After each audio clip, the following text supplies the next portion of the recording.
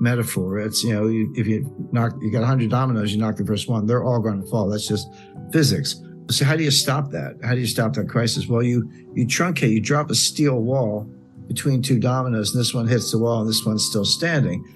But that's the bailout. The problem is each crisis tends to get bigger than the one before, which means each bailout gets bigger than the one before. My question, are we now at the point where the need of bailout is bigger than the capacity of the central banks, that they've pulled all the rabbits out of the hat, played all their cards? And again, this goes back to what I did say about the Silicon Valley Bank rescue. It is the biggest bailout in history, and I can explain why. But if that's the case, what else do they have? So now we're dangerously close to the point where, as the crisis gets worse, it's no longer, oh, gee, let's wait for the Fed to bail it out, or let's wait for the ECB to bail it out. You get to the point, I think we're there, where you say, no, these guys actually can't stop it. And you lose confidence in the currency itself. It's the dollar. The crisis is the dollar itself, and the euro, goes along with that. And then that's the crisis. And there's no way to bail out a dollar crisis with dollars, because you're just pumping more of what people have lost confidence in. And then where do you go? And there are good answers to that. We've seen it again. We've seen it all before. This is big. It's not over. The regulators will attempt more bailouts, but we're at the point where I think you can start to question the regulators themselves. Let's go back to Brazil, Mexico, Argentina, the Latin American debt crisis, broadly defined in the early 1980s. That played out, the intense phase lasted about 3 years, 82, 83, 84.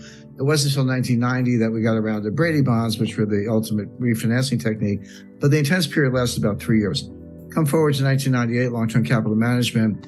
That was about 3 months. That was July, August, September 1998. SVB was 3 days or less. It was like Wednesday, Thursday, Friday, and done.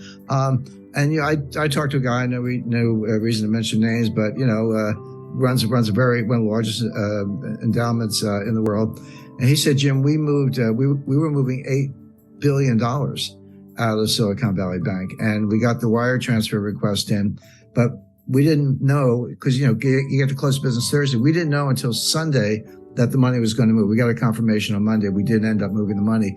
But there was about a 48-hour period there from Friday to Sunday when no one knew that the wires had been completed. The recipients didn't have them. It was just in limbo, and it worked out. One of the big crypto promoters, they had $3 billion in Silicon Valley Bank. And they talked about, all these small entrepreneurs and startups, they got 100 employees and $5 million in working capital, and that money's gone and they're all going to fail. There was something to that. But the fact is, you had Roku, Cisco, eBay. I mean, there were huge companies with multi-billion dollar deposits in that bank. It wasn't all a bunch of little guys. So, but yeah, you can, in the old days, you had to line up around the block, and maybe it was raining. You're standing there in the rain waiting for your turn to get up to the tower. Now you can be in line at McDonald's, with your cell phone, and just a couple hits, QR code, and boom, $10 million is gone. And what Peter Thiel did, and he was right. I mean, I'm not criticizing him. He got his own money up, but he sent out like an SOS to Silicon Valley. He said, all of you, whoever you are, get your money out now. And a lot of people did, and that was that $40 billion. So the time frame is becoming more compressed because of technology. You're exactly right about that, which means that the response function has to be equally compressed, or else you are going to have all the consequences of an honest to goodness global financial crisis. And I'm not sure if everyone knows the sequence, but on Friday night, March 10th, the FDIC took over Silicon Valley Bank, and they issued a press release, and they said, here's what we're doing. We're taking over.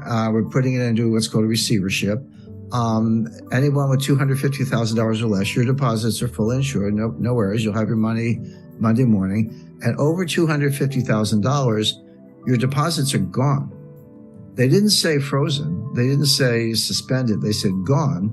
And they gave you a receivership certificate, basically an unsecured printed up IOU from the FDIC, but not money. And it's a receivership certificate. And they said, hang on to them.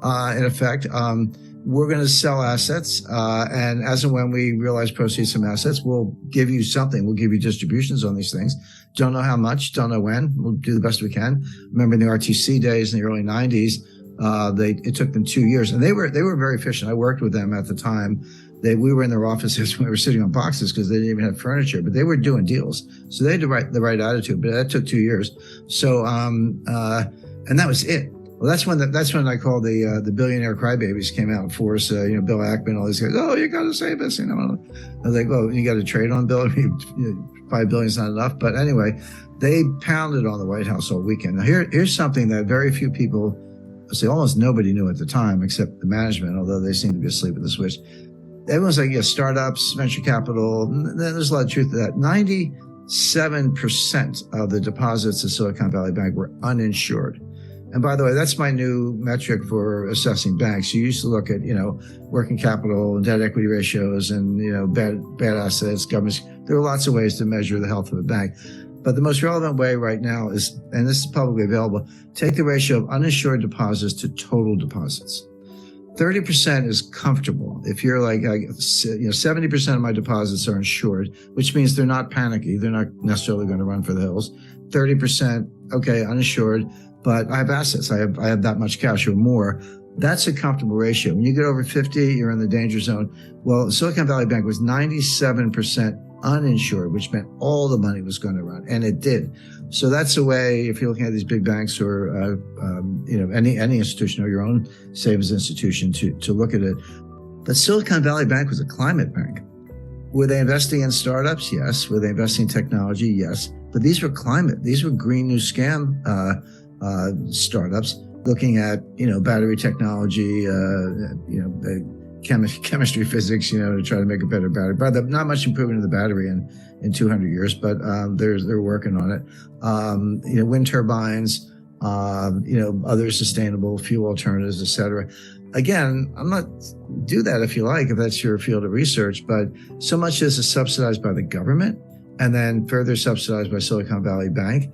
And that's where the assets were. That's where the loans were, by and large. And so the White House is getting hammered, not only because of entrepreneurs, job losses, and by the way, we are in an election cycle here in the United States, but from the greenies who are extremely powerful. So that was Friday night. So Saturday, everyone's crying to the White House. Sunday night is 6 o'clock. By the way, mark that on your calendar. Sunday, 6 p.m. is when they tell you what they're going to do. 6 p.m. Sunday, November 12th, they came out on, March 12th, they came out on Silicon Valley Bank. The following week, 19th, that was Credit Suisse. And then the week after that was something else. But they always announce the collapse on Friday and they announce the relief on Sunday. So they have the weekend to work on it. But you got to be careful about 3-day weekends.